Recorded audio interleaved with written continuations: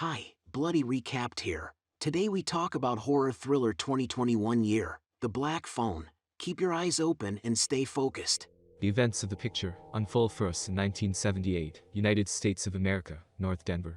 At a baseball game, everyone is rooting for a guy named Finney, even the girl he looks up to, but the third ball flies into a home run. The opposing team wins. His opponent Bruce gives him credit for throwing well, because he almost won. After the game, Bruce drives home greeting the girls. Finney does test runs with his missiles, and at the turn a black van drives up to Bruce.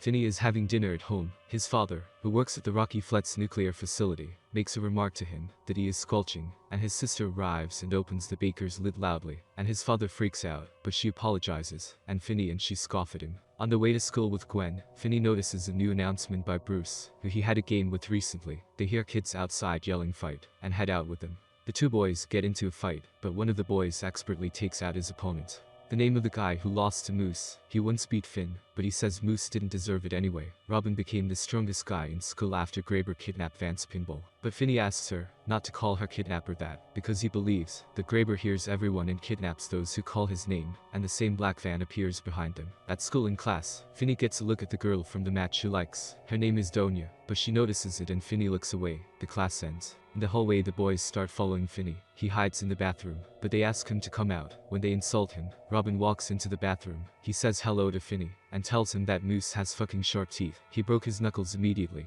After these words the bullies immediately want to get out, but Robin stops them, and says if they get to Finn again they will have to fight him, and lets them go. Finney thanks Robin for saving him, and asks why he beat up Moose. Turns out he talked too much. They talk about movies and Robin asks Finn to come over today to help him with his math, because if he gets another F, he will be suspended. Gwen is taken out of class and brought to the detectives. They ask her what she told Ami Yamato about her brother, and she answers that she had a weird dream where her brother was kidnapped, and there were black orbs. The detectives say they found two black balls at the scene and start pressuring her, because they think she's hiding something. But she swears at the cops first, and then tells them that her dreams are telling the truth. After school, Gwen says she's spending the night at Susie's and Finney will look after her dad. At home, he carefully turns off the music, picks up the bottle, and turns off the lights, so he doesn't wake up his dad. He watches horror movies late at night, snacking on ice cream. In the morning, Finney wakes up screaming, her father beating her sister for the cops coming to his work, and making her say that her dreams are not dreams, they are just dreams, and she is not her mother, and chasing her away to watch TV. Finney looks at her father with hatred and he too chases his son away from the television. Robin walks through the sparsely populated area and we see a black van, and a tall man in a suit get out of it. In the evening, Finney's father informs him that Robin is missing, and the police chain through the woods. Gwen sympathizes with Finn about the loss, and he asks her to try to find Robin in her dreams. In the room, Gwen asks Jesus to help her see the boy. She sees her father turn on the lights, but he asks her not to play at night, and asks her to go to bed. In the morning the police come and ask her father to talk to Gwen. The bullies chase Finney and start beating him up, but Gwen runs in, and manages to kick one of the guys in the face with a rock, and the reedy throws her, and kicks her back in the face, and goes back to Finney. At school, the teacher asks everyone to find a partner. Donya sits down with Finn and compliments his sister, saying that everyone has already heard about his beating this morning. Gwen parodies Donya after school, taunting Finney by saying that it's Friday night, and she's spending the night at Susie's. Finn has to watch Daddy. On the way home, Finney sees Abracadabra's van. A man comes out and drops a bag and Finney offers to help, which of course he agrees to. He looks back, and when Finney notices black balls in his van, he grabs him, and Finney makes a cut on his arm, and the kidnapper douses his mouth with aerosol, so he can't scream, and he passes out. Graber carries Finney, and says he had to break his neck for what he did to his arm. He sees the stairs leading out of the basement. The masked kidnapper promises Finney he won't hurt him again. He even goes to get a soda now, but he hears the phone ring, and promises to return soon and explain everything.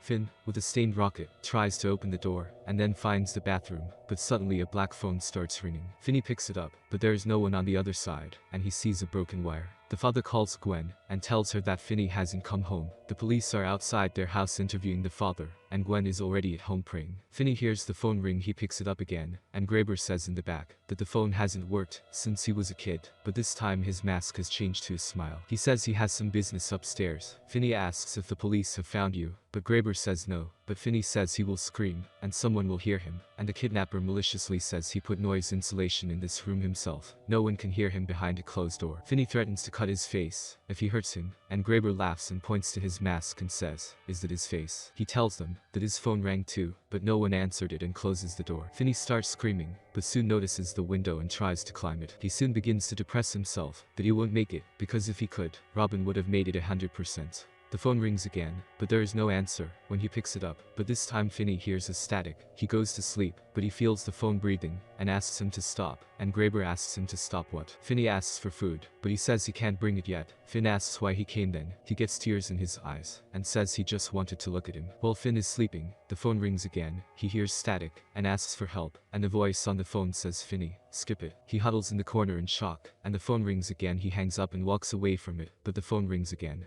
He picks up the voice, asks him not to hang up, saying he can't remember his name. Finn asks how the voice knows his name, and the voice says they know each other, and calls Bruce a phrase from a baseball game. Bruce tells Finn that only he hears the voice on the phone. Graber hears the ringing, but doesn't want to believe it. He says there's a patch of ground in the hallway floor where the tiles fell off.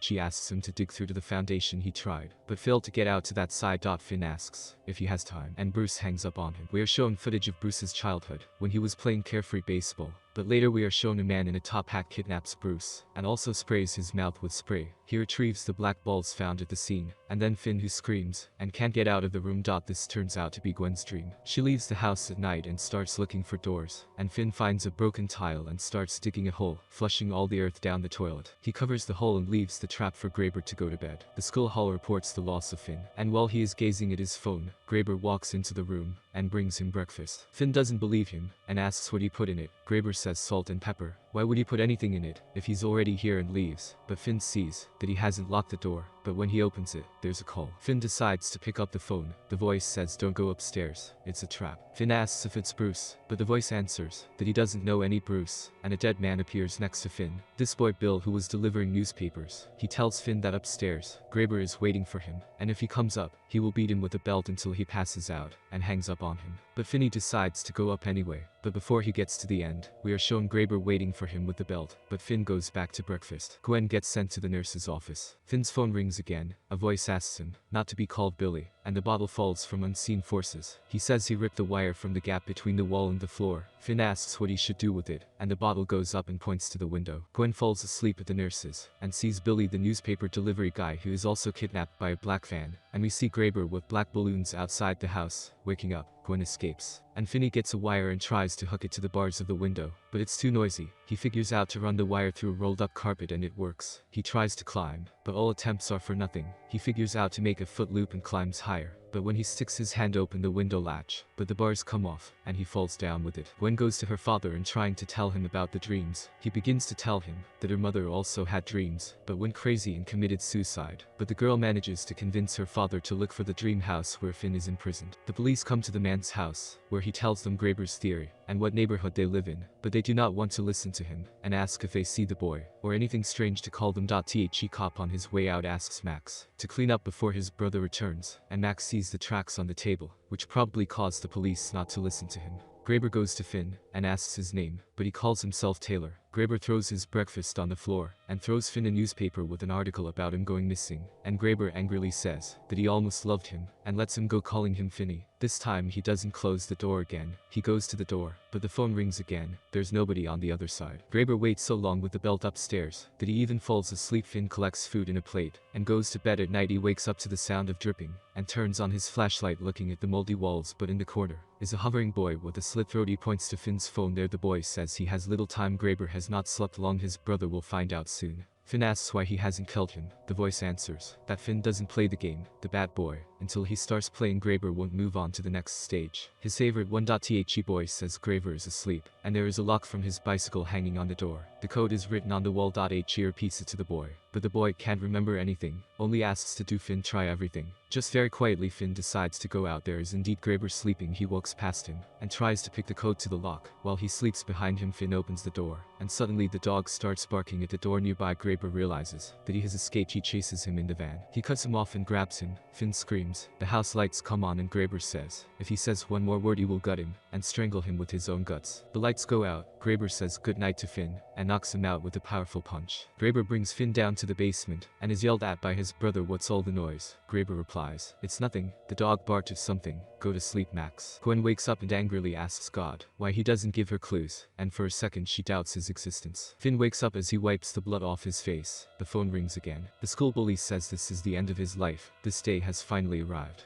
We are shown footage of the bully attacking the kid for messing up his pinball game. There's Finn, who sees that the kid has scratched the numbers 7741 on the poor guy's arm. Finn opens the door for him as the police take him away. It turns out that this is Gwen's dream. She gets in the car with the bully and looks at the details. The police transmitter hears Finn talking to the bully. The police stop at the house with the number 7741 and the bully heads into the house. She wakes up in the bathtub. Her father tells her to get ready for school so she won't be late. She still hears Finn's voice. He's on the phone. The voice explains that there's an outlet in the bathroom. If you break the wall half a meter away you can get to the freezer, and from there to the closet. Finn thanks him for helping, but he says he's not helping him. He yells that he wants to send Graber. The voice is so loud that Finn sits against the wall and bottles fly at him and break against the wall. He takes the toilet lid and starts to break the wall. He gets thirsty and drinks from the barrel. Finn finds the lid and unscrews it, making his way to the fridge, which he tries to get out, but when he fails he gets out of the hole and crawls into a corner crying. The call comes in. It's Robin. He's very supportive of Finn and tells him to start practicing. It's time to fight back. He should fill the tube with earth and start practicing. Robin shows him how, but Finn can't see dead. He dictates the moves and Finn starts to repeat. Finn asks if he'll fill the tube with earth. Can he still talk to him? Robin answers that this is the last call. He's on his own next. Robin asks to get out for him. Finn sets up the pipe and makes a stretch. It starts to rain outside. Gwen drives down the road and apologizes to the Lord for what she's been up to and sing. As she looks at houses, dead guys appear in the middle of the road. She falls down, and when she looks at their former place, there is no one there. It turns out she fell at the unfortunate house. She returns home and calls the police. While the robber is shopping at the construction store and Max is sniffing out another trap, the police are already hopping on the road. Max gets suspicious and wants to go into his brother's basement. Finney's phone starts breathing. The lights come on, and he's already picking up the phone for a fight. Max walks in and says he didn't expect his brother to hide this from him. He says his brother is at work, but when Max asks him to come over, from behind, Graber cuts his brother's head open. He accuses Finney of killing his brother. The police drive up to the house and knock on the doors. Graber says he usually uses a knife, but he's special. He wants to be really hurt. He calls for his dog and ties him to the wall. The police find nothing. It's the wrong house. Graber takes an axe and strikes but misses. Finney pulls on the rope. He stumbles and falls in the hole, tucking his leg. He starts a fight with him, but Graber grabs him. When Finney pulls off his mask, he lets him go and grabs his face. Finn starts choking him, and the phone rings. Finn says it's his. There are voices saying whatever they want, and Finn strikes a decisive blow. The police are on their way out, but the cop sees the basement and Finn throws meat to the dog. Police discover he's burying bodies in the basement. Finn goes upstairs and opens the door. Glam sees Finn come out of the house across the street and rushes over to hug him. Police come over and ask to take the kids away. Their father arrives and apologizes to them. The police say they saved the town from Graber's long nightmare and tell them that he had two houses, one where he killed children and one where he buried them. At school, Finn is a star. The bullies don't touch him anymore, and the girl is glad to have him back. Support the channel by subscribing, like, and on notifications, because with it you will be the first to know about the video. Thank you for watching.